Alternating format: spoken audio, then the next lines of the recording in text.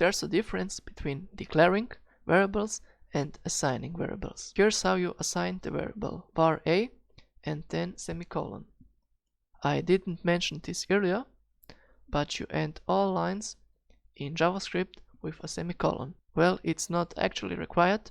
You can actually just skip the semicolons completely, like you have seen in the previous videos, but most people recommend that you put a semicolon just so it's obvious where the end of the line is. So here we are just declaring a variable to be called a, and here we are assigning a value of 2, so a number, to our variable called b. We're declaring and assigning in one line. So we're declaring it var b and then the equal sign.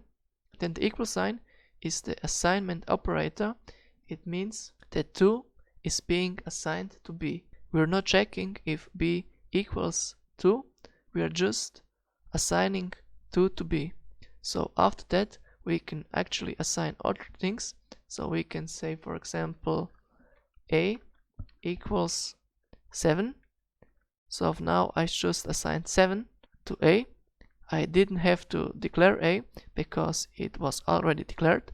And I can also say that b equals a. So I've now assigned the content of a to b and put a semicolon there. One thing I want to tell you about is console.log.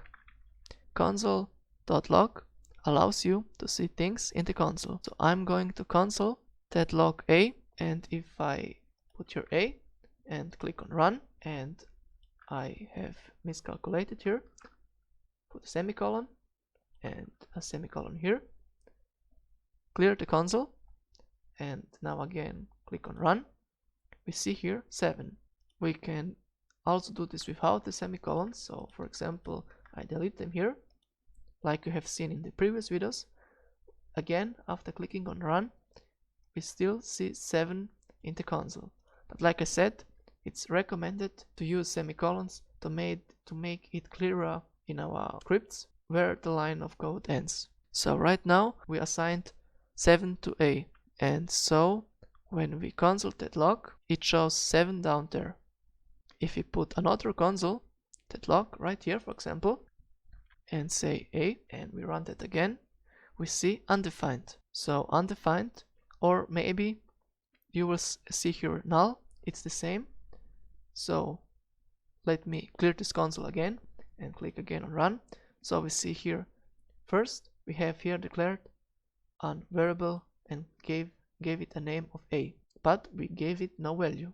After that we made a console.log and we see here undefined. So this variable does not have a value. After that we assigned a the value of 7 and we printed it again in the console, and now our a variable is no more undefined. It has now the value of 7, a number stored in it. So with console.log you can check variables at various points in your program. Okay, this was storing values with the assignment operator. I will see you in the next lecture.